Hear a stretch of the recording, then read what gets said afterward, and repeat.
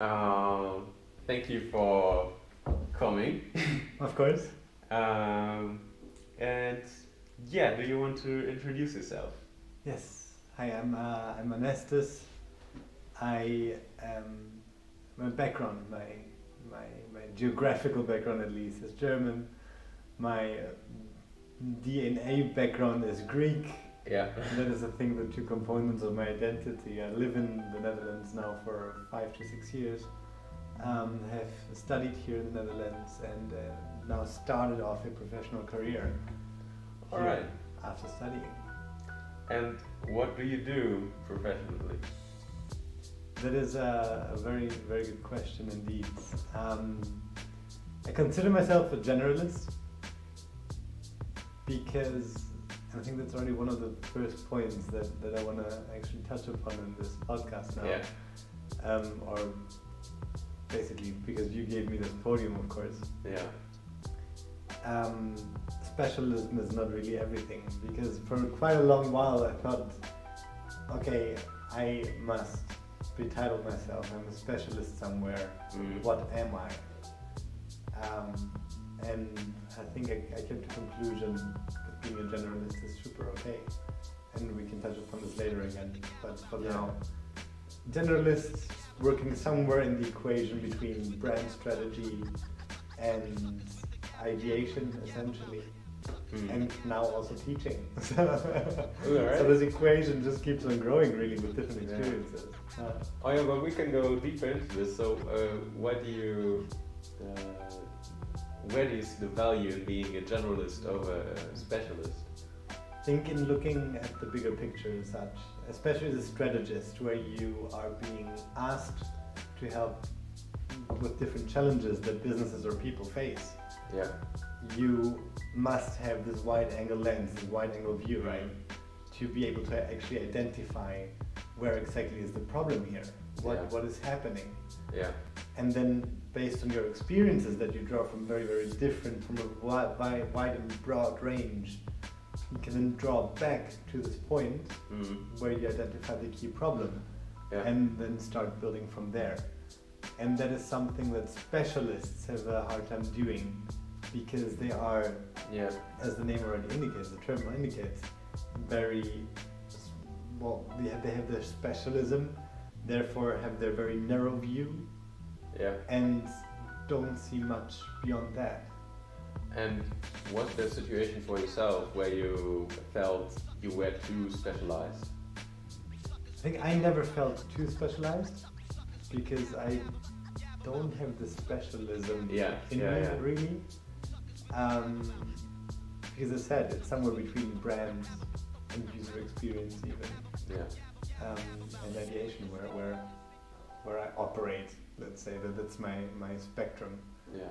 And rarely ever has there been a situation where I thought, okay, I cannot see the bigger picture, because that is, I think, one of the core strengths. Okay, and do you see any negative parts about being a generalist? Oh yes, absolutely. Absolutely.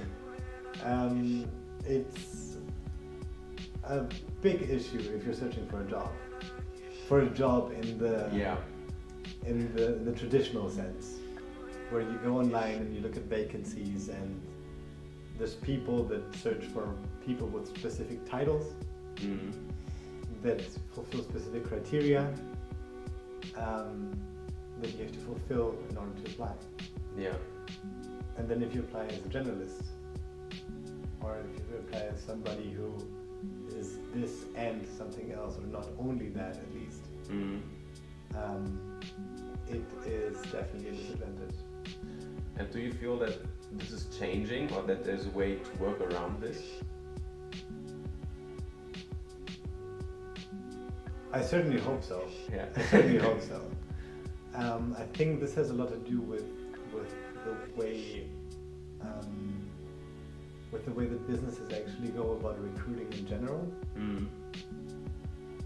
Because rather than saying, you know what, we have this one vacancy for this one title, and we're gonna find somebody that fits this position, we could go the other approach where we first say, you know what, let's get to know the human, let's get to know the skills, or basically what tools and skills and knowledge he or she brings. Yeah. And then in the second step, let's see where this fits into our organization, rather than vice versa, which already filters a lot of people out. Yeah, for sure. And for yourself, I mean, you are a generalist and you are working. So how did you, for yourself, find a way around those issues? By being extremely frustrated after talking to many agencies. Yeah. With the goal in mind of, you know what, I think it's time for a proper job. And then always having this, or finding myself in this ambiguity between yes, this was an extremely good meeting and we discussed very nice things, and it still doesn't work somewhere. But even though it was a very nice meeting, it was a paradox in a way. Yeah. Kind of so you mean something like a job interview, or? Yeah, a coffee with an agency with a job interview in mind. Okay. I think that's the way to go. Yeah. If you think about it, and this then led me to asking myself, to reflecting upon those experiences, and saying, you know what, why doesn't it work out?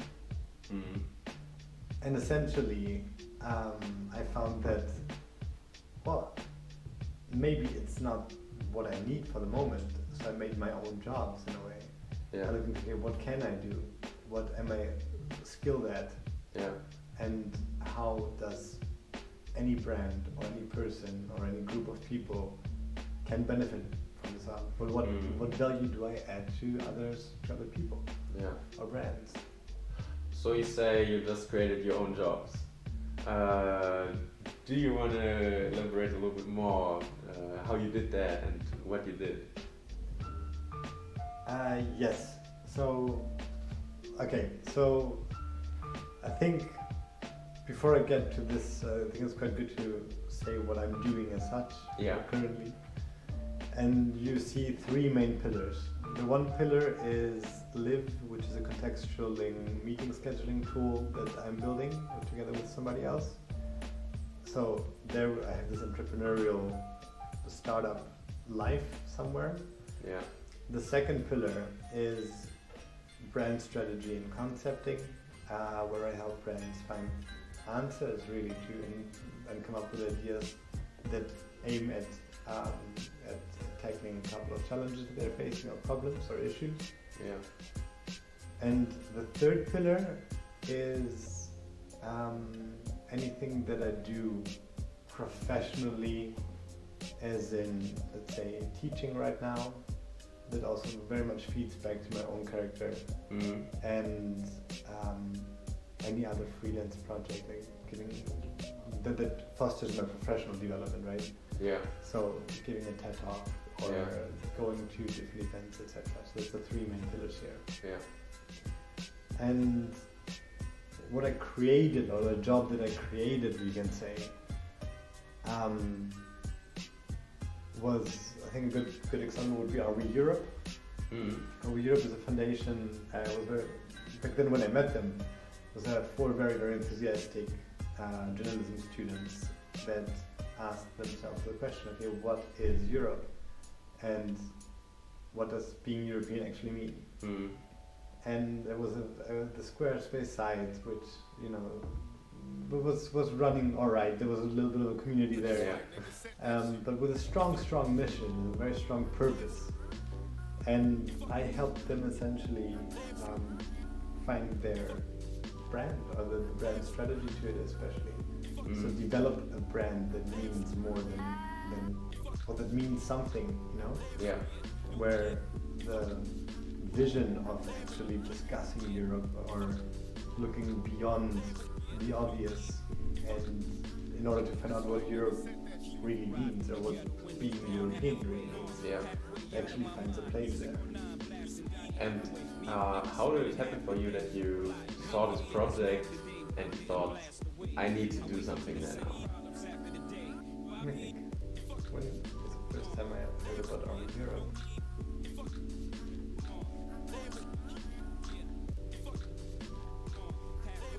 I have no idea. 1 second. So this was in September, October, November 2017.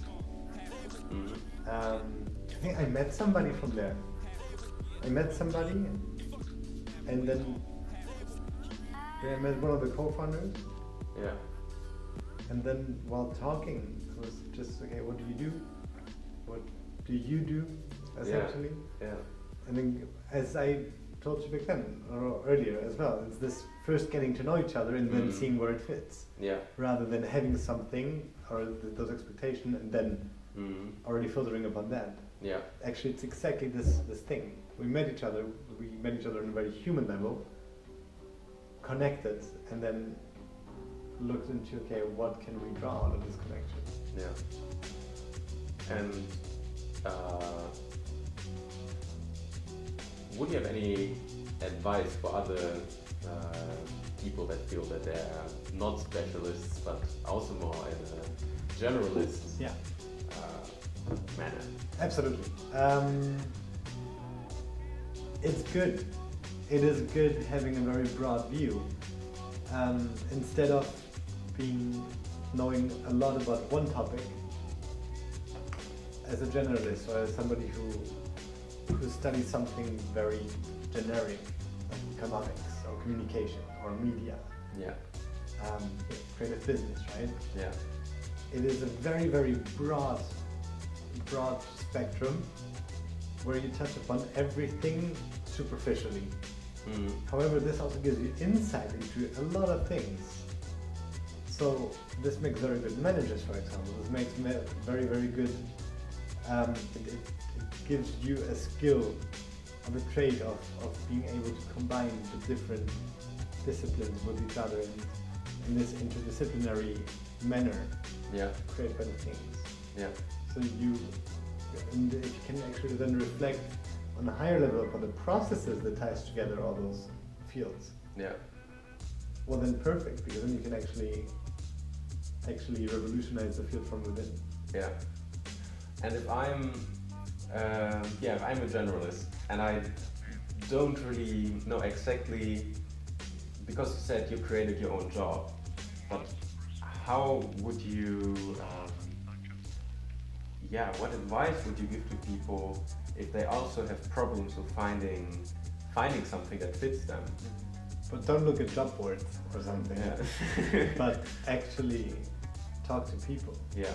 Get to know people before you actually even consider working for somebody. Yeah.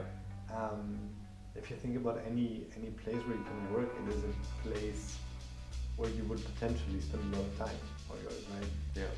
And essentially you want to first make sure that this place and your values align. Yeah. That it's a good match, that it's a nice fit before you actually put any value to this or before you focus on it. Yeah. I believe. So go out, have a lot of coffees with people. Yeah. If something is potentially interested, just shoot an email and ask for just a talk. Because those interactions always elicit the best outcomes. Yeah. Or more outcomes at least that you might even expect with getting to know than other people because of some kind of referrals. Getting some opportunity out of there. Can be anything. Okay. I just want to touch upon your overall journey so far, because I think that's quite interesting to the listeners and viewers. So let's start with high school. You just finished high school. Yeah. And to give a little bit of an insight, now you're with your first TED Talk soon, you're working on your own project, which also won an award or made the second place. And a few years back you finished high school, and what was in your mind then, or how did it from this moment come to the present moment?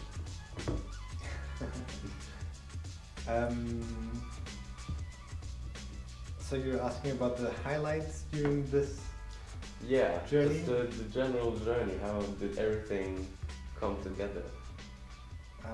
Yeah. Okay. So first of all, I think I went to an IT-focused high school, and I really did not enjoy it. Yeah. I really didn't, and I was a very, very bad student back then. Yeah. Because simply it's something that it didn't interest me whatsoever. Mm. But I eventually made the high school, and it was alright. I graduated from there. And then not having this IT background and this passion to pursue it, I thought, okay, what am I going to do, right? Yes. As everybody who comes out of some kind of diploma. Yeah. So very stereotypically, I went traveling first to kind of find out what it really is, and to also just postpone this decision, I guess, somewhere, and get some time to reflect upon what I want truly. And along this journey, I talked to so many people from all over the world, asking what they do, what fields are out there. Is it going to be bioengineering? Is it going to be I don't know, software development? Yeah. Well, I don't want to do that. Is it going to be, I don't know,